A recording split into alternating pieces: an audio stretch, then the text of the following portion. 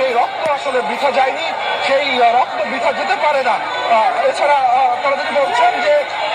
অনেক অভিযোগ সাধারণ মানুষের ছিল, অনেক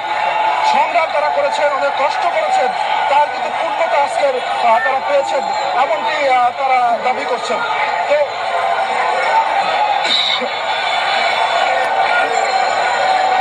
তো দেখতে পাচ্ছেন যে দর্শক, এখনো কিন্তু সাধারণ মানুষ তারা কিন্তু আসলে সাধারণ জনতা, বিশেষ করে ছাত্ররা, তারা কিন্তু এখন যে এই মৎস্য ভবন এলাকা থেকে তারা এখন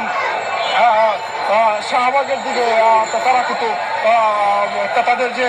পথ সেটি আসলে মিশেছে যে এবং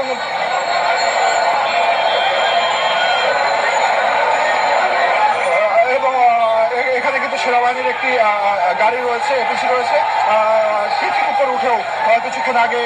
সেনা সদস্যদের সঙ্গে সাধারণ মানুষ